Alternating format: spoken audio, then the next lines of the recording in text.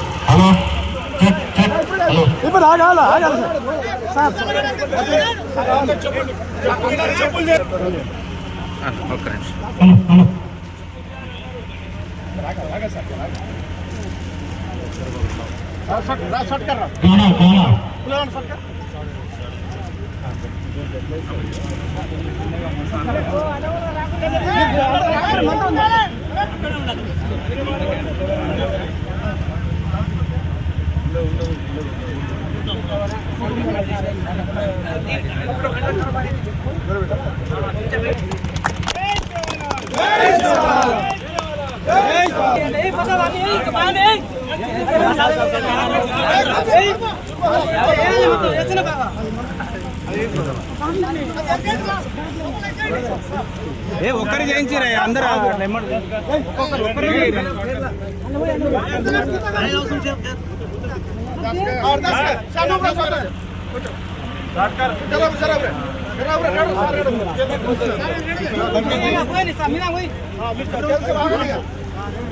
अरदास करो कोई करो मत करो सर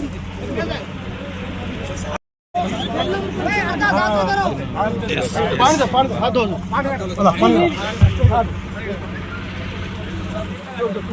अरदास बोल रहा था कंट्रोल पानी पानी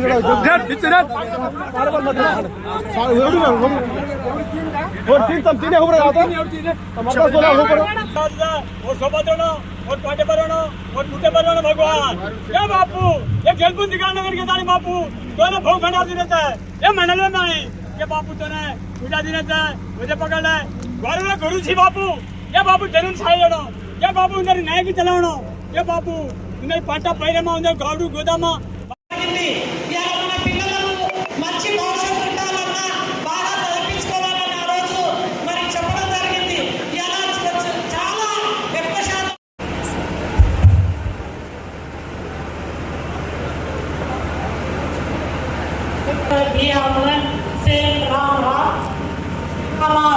महाराज पूजा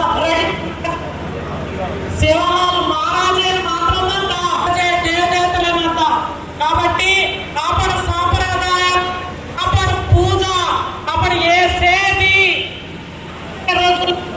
कोणी भी भूले చేయ करके दाने असो आपण पार पारे आपण సాంప్రదాయం दुविधा करके दिखाले आज ప్రభుత్వం आज కాబట్టి ఈ ముఖ్యమంత్రికి ధన్యవాదాలు తెలియజేయవచ్చు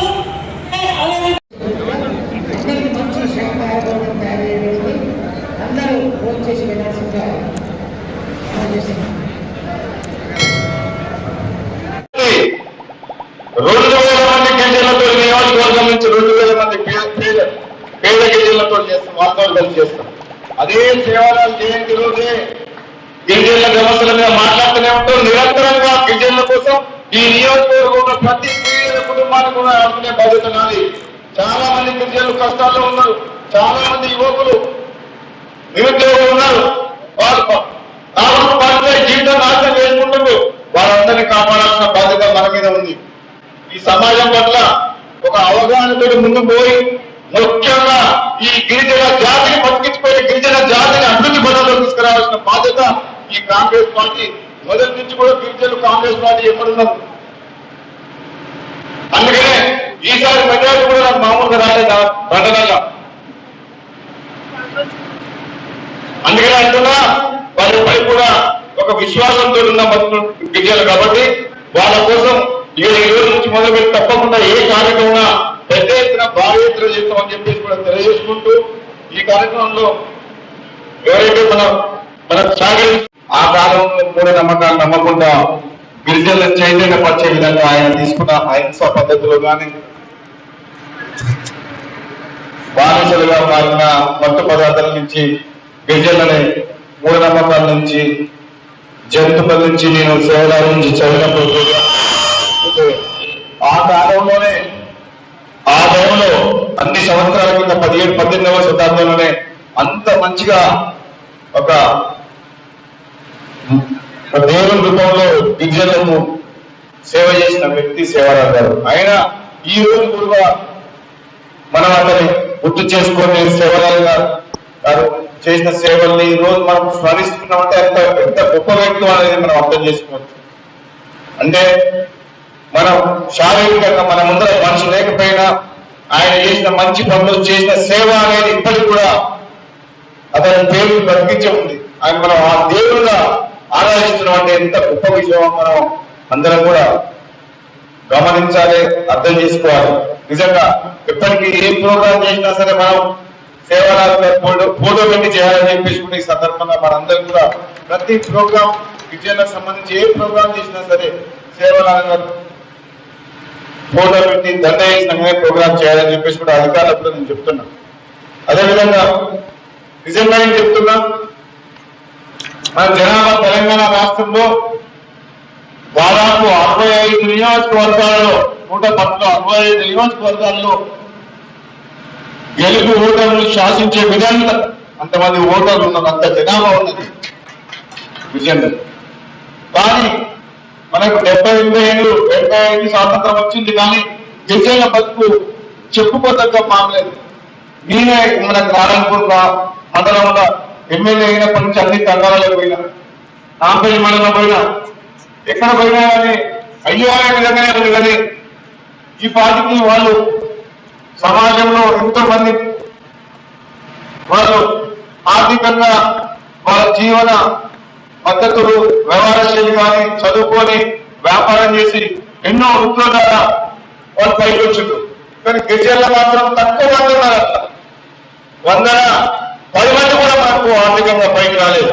కానీ ఇప్పుడు మన సమాజం మన అందరం కూడా కులం మతం అనేది కాదు, పేదరికంలో ఉన్న గిరిజనులను ఆడుకొని వాళ్ళని కూడా ఒక జీవితాల్లో మార్పు తీసుకొచ్చి వాళ్ళ పిల్లలు చదువుకొని వాళ్ళు కూడా వ్యాపారంలో కానీ చదువులో కానీ ఎక్కడైనా సరే గిరిజనులు కూడా తక్కువ లేకుండా వాళ్ళని కూడా మంచిగా పైకి తీసుకురావాల్సిన బాధ్యత ప్రభుత్వం మీద ఉంది, మనలాంటి అందరి వ్యక్తుల మీద ఉన్నది. కాబట్టి సేవాలాల్ గారు చేసిన సేవను మనం గుర్తుపెట్టుకుంటూ, నేను ఎమ్మెల్యే అయిన తర్వాత 2018లో ఇక్కడ పోయిన తండ్రుల అపూర్వమైన సమస్యలు చెప్పేవాళ్ళు. తండ్రుల గ్రామ పంచాయతీ చేసింది, కానీ గత ప్రభుత్వం గ్రామ పంచాయతీ నిధులు ఇవ్వలేదు, గ్రామ పంచాయతీ బిల్లులు కూడా సరిగ్గా కట్టలేదు. గత అసెంబ్లీ సమావేశాల్లో చాలా మాట్లాడినాయి. పంచాయతీలు ఏర్పాటు చేసి చిన్న చిన్న తండాలకు కూడా గ్రామాలకి గ్రామ పంచాయతీ ఆ బిల్డింగ్ కట్టి ఆ గ్రామంలో ఉన్న సమస్యలకు నిధులు ఇస్తే, రోడ్లు ఇస్తే, లింక్ రోడ్లు ఇస్తే, ఆ గ్రామాన్ని అభివృద్ధి చేస్తే గ్రామ పంచాయతీ చేసిన లాభం. ఇక్కడ గ్రామ పంచాయతీ నామకవార్త చేస్తే అవి వచ్చే పైసలు కరెంటు బిల్లు, ట్రాన్స్ఫర్ ఖర్చు దానికి డెవలప్మెంట్ ఏ సర్పంచ్ కూడా ఎస్టీ గ్రామాల కన్నా సంతోషంగా లేరు.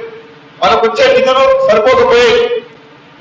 కానీ ఇప్పుడు చాలా రోజుల తర్వాత తెలంగాణ ఇచ్చిన కాంగ్రెస్ పార్టీని ప్రజలు ఆదరించి ఈసారి పెద్ద మెజార్టీతో కాంగ్రెస్ పార్టీ ఎమ్మెల్యేని గెలిపించిండ్రు, ప్రభుత్వం వచ్చింది. కాబట్టి ఈ ప్రభుత్వం తప్పకుండా నేను మీకు అందరికీ మాటిస్తున్నా, ఈ గిరిజన తండాలకు సంబంధించిన గిరిజనులందరికీ కూడా మీ అందరూ తెలుసు. నేను గ్రామంలో వచ్చి తిరిగిన 4 రోజుల దగ్గర పోయి వచ్చిన 3 అంశాలు ఆ సమస్య నాకు పూర్తిగా ఉన్నది. ఆ సమస్యను మనం నారాయణపూర్ మండలంలో మనం ఈ పేద గిరిజన రైతులకు సంబంధించిన సమస్యను పరిష్కరించాల్సిన బాధ్యత నా మీద ఉంది, ప్రభుత్వం ఉంది. వెంటనే దాన్ని పరిష్కరిస్తారని చెప్పేసి కూడా తెలియజేస్తున్నాను. అదేవిధంగా బంజారా భవన్ కట్టుకోవాలంటుంది. భవనం కట్టుకున్న తప్పకుండా గ్రామం మన మునుగోడు నియోజకవర్గం నల్గొండ జిల్లాలో సగం యాదాద్రి జిల్లాలో అది భవనం ఎలాంటి కానీ మునుగోడు నల్గొండ జిల్లా పేరు మీద జీవో వచ్చింది 2 కోట్ల రూపాయలు. దాన్ని ఇప్పుడు మనం మునుగోడులో కట్టాలినా మరి నారాయణపూర్ కట్టాలి. నారాయణపూర్ కట్టాలంటేనేమో మార్చేయాలి జీవో. మళ్ళీ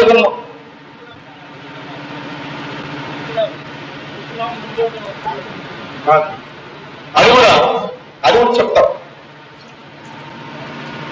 ఫస్ట్ బంజారా భవనం మరి బంజారాలు కూడా ఎస్టీలు మన నాంపేట మండలం కూడా చాలా తండలు ఉన్నాయి, ఇక్కడ కూడా ఉన్నాయి. మరి మునుగోడు నల్గొండ జిల్లా వచ్చింది కాబట్టి మరి హెడ్ క్వార్టర్ లో కట్టాలి. ఒకవేళ జీవో మార్పించగలమా లేదా మునుగోడు కట్టాలి, ఎక్కడ నియోజకవర్గం హెడ్ క్వార్టర్ రాసి తప్పకుండా ప్లాన్ చేయాలని చెప్పించి బంజారా భవన్ కట్టే విధంగా నేను కృషి చేస్తా అని చెప్పేసి కూడా ఈ సందర్భంగా చెప్తున్నా.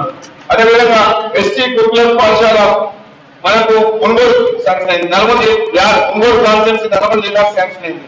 అది నారాయణపూర్లో ఎక్కువ జనాభా ఉంది కాబట్టి ఎక్కువ సందర్భం కాబట్టి సోదరులందరూ కూడా నారాయణపురంలోనే దాన్ని చేంజ్ చేయాలని చెప్పి అడుగుతున్నాను. తప్పకుండా నేను ఇది కూడా అధికారుల దృష్టికి మన సంబంధిత మంత్రి దృష్టికి తీసుకెళ్ళిపోయి తప్పకుండా చేస్తా. ఏమైనా కానీ భవనాన్ని నడుపుకుంటే సరిపోదు, వాళ్ళ బతుకులు మారాలి. భవనాన్ని నడుపుకుంటే ఎప్పుడో ఒకసారి మీటింగ్ పెట్టుకుంటాం. అది అప్పుడు కేసీఆర్ చేసుకోవడం మరి బంజారా భవనానికి లేకపోతే ఇంకో కుటుంబాలు వస్తే ఏ కులానికో భావం పరిగణించండి. ఎక్కడ రచించు అంటే ప్రకటించడు బంజారా భవన్ కట్టండి. తలపూడి అనుకుంటాం 1000 ఎకరాల ఫామ్ హౌస్ మాత్రం కట్టు. ఫామ్ హౌస్ కోసం అని చెప్పి రాజేశ్వరం వెళ్ళి తీసుకొచ్చి కొండ కోసం రిజర్వాయర్ కట్టుకుంటూ రిజర్వాయర్ కాలువ చేసి 1000 ఎకరాల ఫామ్ హౌస్ కట్టుకుంటాం. ఫామ్ హౌస్ మంచి రోడ్లు వేసుకున్నాం. అదే మన తటలో ఉన్నాయా? ఇప్పుడు మనం నారాయణపూర్ మండలంలో తటలోకి వెళ్ళి మనం